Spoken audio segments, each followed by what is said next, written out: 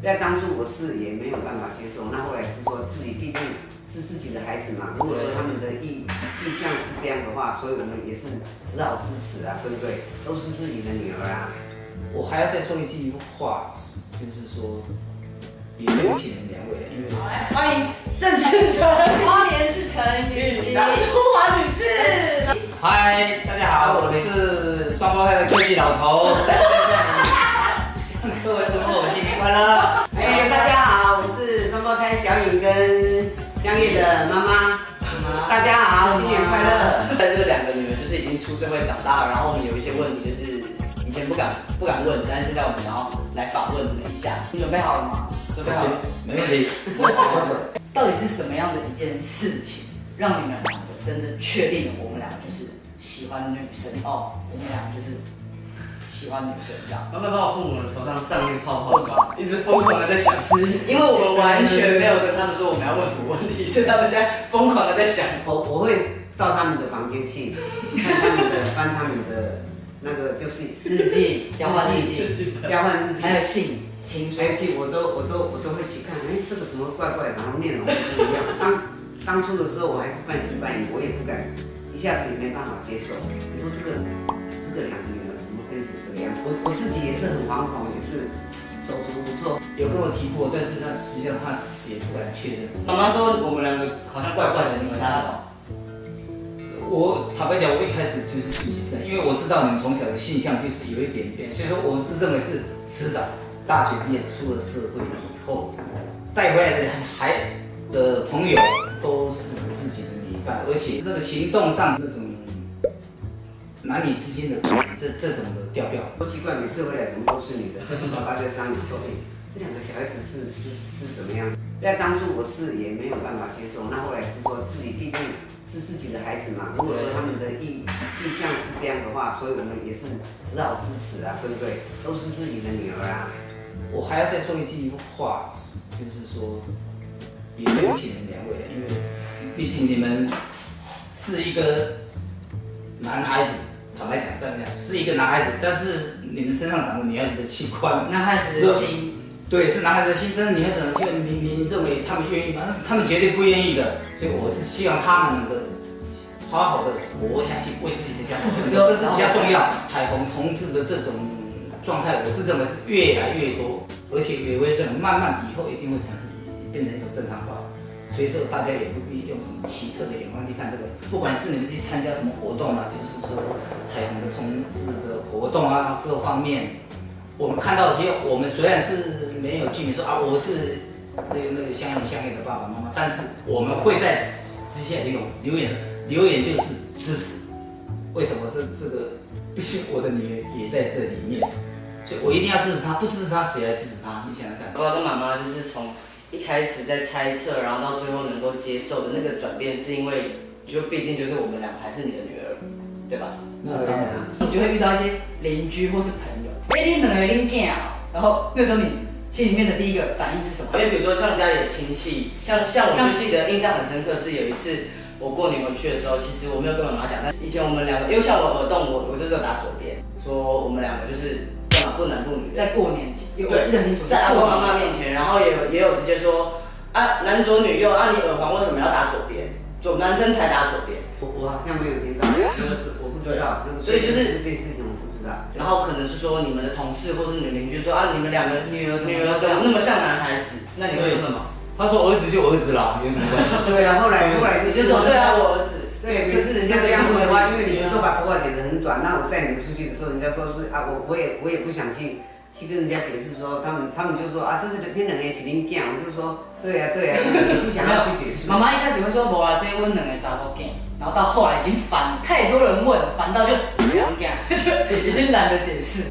没有人敢这么跟我说没有人敢，你是大哥。我是认为我的这些朋友里面，纵然他们知道的话，他们也不会说，这是彼此尊重别人家里的。因为平常我都是非常尊重我的朋友，当然我的朋友他们也会相对的是。那如果你其实我所有朋友里面没有一个会这么讲。那如果你听到了，如果你听到一个人，然后跟你说郑大哥两个女儿不男不女，被你听到，你既然会这么说我的话，我当然我会还击你。那你会说？我所谓的还击，你说你即摆就要看好恁囝是恁孙哈，毋是安尼尔，可能恁孙吼，恁查甫孙都老长头毛，老长穿裙的孙，我看你安怎？但这种是有可能哦，哦，想别人安尼去讽刺别人这样，就很有可能回到你身上。只要不要那特立独行啊，或者说那怪异的行为举止，这样的话，他正正当当去做生意，正正当当去赚钱，正正当当去工作的话，那有什么不可？就是其实他们两个都算是年纪蛮大的，我觉得他们在他们以前那个时代的时候，其实真的非常非常也是很传统。对，可能对于现在年轻人还是怎么样，就是至少稍微觉得说，可能还会有一些沟通上跟家人沟通上的一些希望或什么。毕竟你们都这么守旧的人，都可以接受我们两个，而且还2个。对于这样的事情的话，如果说你是当事者哈，是说你的女儿或者是你的儿子是这种现象的话，我觉得你就慢慢观察，只要他们不会变坏，然后他们都是善良的，而且对社会他们不会造成他们怎么样的影响。你想要改变他，一定不可能，因为他是从那个与生俱来就是有那种现象，你就是要慢慢的去调试，然后慢慢的去适应，然后就是慢慢的去接受，因为他们毕竟是我们自己身上掉下来的一块肉，你不能不想过让他们一定会有这样的损失，对不对？这是我可以说对大家呼吁，就是说我们一定是要慢慢接受。你不赞同的话，他还是一样，爸爸，这样反而造成他的伤害。爸爸，但是有一些父母是极端到会说，好啊，断绝母女关系或是父子关系的话，如果你真正爱你的孩子，你就绝对认同他。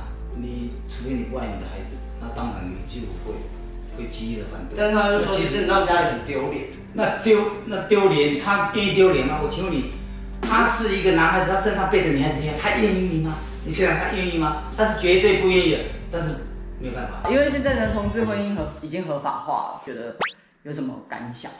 妈妈，你那个时候有看到新闻吧？有啊，蔡英文不是通过吗？对，就听到这个消息的时候，就一方面是觉得开心吗？对，也是开心，然后就是说，也是让他们对，他们也成立一自己可以说自己想要过的一种生活。那现在就是只要不学坏，那他们在台北的话，各自忙各自的，也是都很好。爸爸，那你嘞？爸爸，我跟你说，我看到你在蔡总统我FB 只要讲一句话，政府真的做对了一件事。就是从小到大，然后到现在，我们出社会了，然后你有什么东西，有什么话想要跟我们讲的？其实说起来，他们2个是还算蛮乖的啦，从小学没有让我们担心。那是后来大学毕业到了台北工作，好像也都没有让我们什么担心啊，那自己都规划得很好。我觉得这个是很好的一件事情。如果真的有一天有一些小朋友他们想要对自己父母坦诚，其实是不是先决条件是要先把自己做好？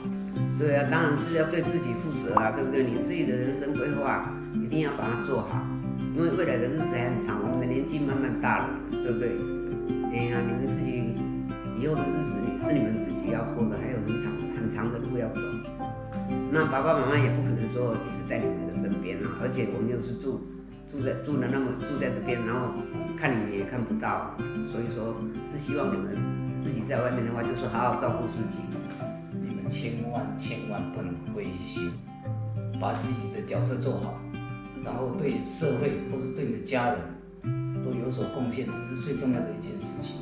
我们既然社会的眼光目前还不太能接受，但是在你们的努力之下，肯定可以改变这种观念。好，我也把你们当成是像我今天有这样的遭遇的2位女儿，我也把所有的受害者，对，把所有跟我2位女儿相同的人，把她当成是自己的女儿一样去看待。那你中心化太多女儿了吧？这是一句非常深的中心化，劳的一个心理。所以我们还是要在内心里面多去体验他们，也希望社会能够公平以待。拜拜。